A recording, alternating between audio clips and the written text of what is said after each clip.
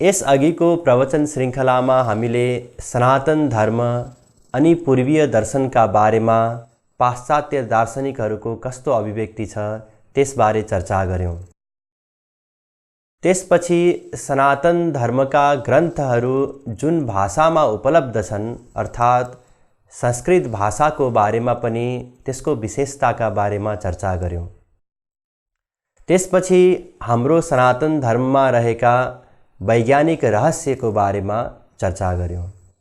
त्यस क्रममा पाइको मानको बारेमा बताइयो, प्रकाशको गति वेद अनुसार कति छ त्यसको निरूपण गरियो, समयको गणना हाम्रो वेदशास्त्रमा कसरी गरिएको छ त्यसको बारेमा चर्चा गरियो, यो ब्रह्माण्ड कति पुरानो छ त्यसको बारेमा पनि चर्चा गरियो। यी सबैबाट सहजै अन्दाज गर्न सकिन्छ हाम्रो वेदशास्त्रको ज्ञान परिपूर्ण छ। यी सबै त हाम्रो वेदशास्त्रमा भएका ज्ञानका केही अंश मात्रै हुन्। वास्तवमा भन्नुपर्दा हेर्नुस्, न्युटन ल अफ मोसन एवं क्याल्कुलस न्युटनले पत्ता लगाउनु अगाडि धेरै पहिले हाम्रै ऋषिमुनिहरूले उल्लेख गरेका छन्। म्यानचेस्टर युनिभर्सिटी युकेमा गरिएको शोध अनुसार आइज्याक न्युटनले त्यसको आधार लिएका थिए। गर्भाधान प्रक्रियाको विशद वर्णन हाम्रै वेदशास्त्रमा छ।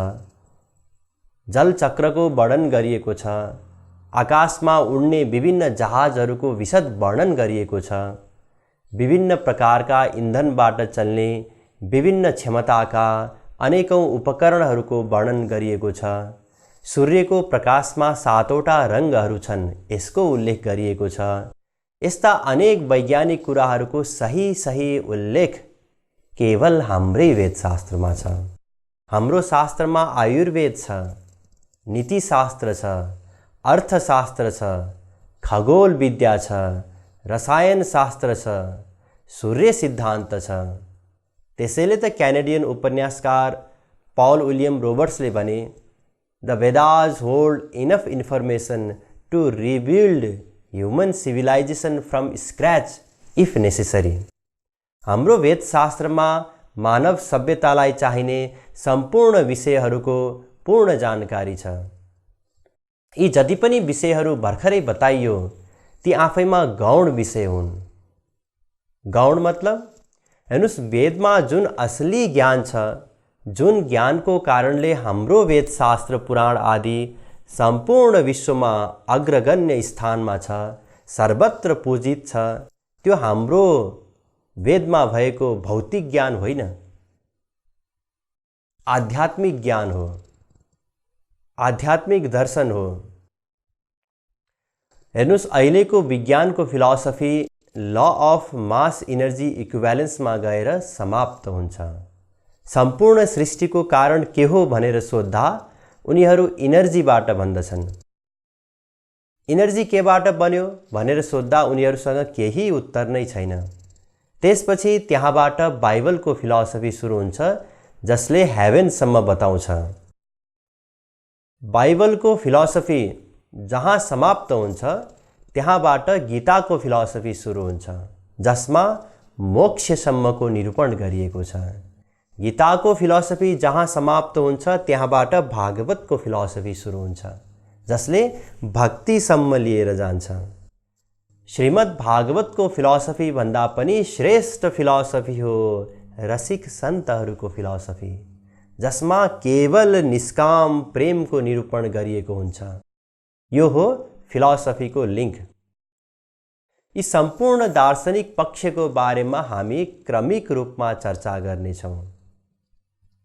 तर सर्वप्रथम अहिले प्रचलनमा रहेका अहिलेका विज्ञानका विद्यार्थीहरूले मानेका वैज्ञानिक सिद्धान्तहरूलाई सूक्ष्म ढङ्गले विश्लेषण गर्नु जरुरी छ। किनकि अहिलेका पढेलेखेका युवाहरूलाई नास्तिक बनाउने 3वटा थ्योरीहरू छन्। ती हुन्, पहिलो बिग ब्याङ थ्योरी, दोस्रो theory of origin of life र तेस्रो थ्योरी अफ इभोल्युसन। यी सबै थ्योरीहरूको हामी क्रमशः व्याख्या गर्नेछौँ। यसको बारेमा हामीले पनि बुझ्न जरुरी छ। एकपटक विज्ञान पढेका कलेजका विद्यार्थीलाई सोध्नुस् त के भन्छन् उनीहरू? उनीहरू भन्छन् हामी त बाँदरबाट बनेका हो नि। यो हो थ्योरी अफ इभोल्युसन। अनि पृथ्वीमा जीवनको सुरुवात कसरी भयो भन्दा उनीहरू भन्छन् एउटा अत्यन्त चमत्कारी ढङ्गले, लगभग असम्भव लाग्ने रासायनिक केमिकलहरूको मिश्रणबाट यस प्रकारले जीवनको सुरुवात भयो। यो हो theory of origin of life. अनि संसार कसरी बन्यो भनेर सोध्दा उनीहरू भन्छन् एउटा कल्पना पनि गर्न नसकिने, एउटा एटम कति सानो छ भनेर हामी कल्पना गर्न सक्दैनौँ नि, त्यस्तो सूक्ष्म एटम भन्दा पनि खरबौं खरब गुना सानो अति सूक्ष्म वस्तुको विस्फोटबाट यो अनन्त ब्रह्माण्डको सृष्टि भयो। यो हो बिग ब्याङ थ्योरी। यी तीनवटै थ्योरीहरूको बारेमा स्कुलमा पढ्दा ती विद्यार्थीको कलिलो मस्तिष्कमा नास्तिक विचारको गहन छाप पर्छ। स्कुलमा पढेका हुनाले उनीहरूले त्यसप्रति विश्वास गर्दछन्। यद्यपि पछि अरू नै विषय लिएर उनीहरू पढुन्, तर जति बेला पनि उनीहरूको मस्तिष्कमा विचार उत्पन्न हुन्छ यो विश्व कसरी बन्यो, जीवनको सुरुवात कसरी भयो, हामी कसरी बन्यौँ, तुरुन्तै उनीहरूको बुद्धिले ती तीनवटै थ्योरीहरूको तर्क अगाडि सारिदिन्छ। यस्तो व्यक्तिले भगवानले सृष्टि गर्नुभयो भन्ने कुरा कहीँ सुन्यो भने तुरुन्तै त्यो कुरालाई उसको बुद्धिले काटिदिन्छ। भगवान कहाँ छन् र सृष्टि त बिग ब्याङ थ्योरीबाट भएको हो।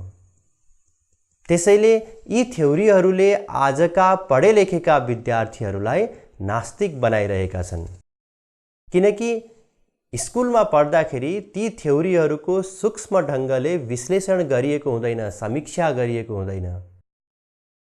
त्यसैले यी तीनवटै थ्योरीको वैज्ञानिक ढङ्गले विश्लेषण गर्न जरुरी छ। हेर्नुस्, म विज्ञानको विरोधी होइन, न वर्तमान शिक्षा प्रणालीकै विरोधी हुँ। अहिलेको वैज्ञानिक आविष्कारले हाम्रो जीवनमा यति प्रभाव पारेको छ, यति योगदान छ मानव सभ्यतामा नै, जो कोही पनि त्यसबाट नतमस्तक हुन्छ। तर विज्ञान विषयको आडमा हाम्रा विद्यार्थीहरूले यी सबै थ्योरीहरूलाई प्रिन्सिपलको रूपमा बुझ्ने गरी पढिराखेका छन्, अर्थात् सत्य मानिराखेका छन्।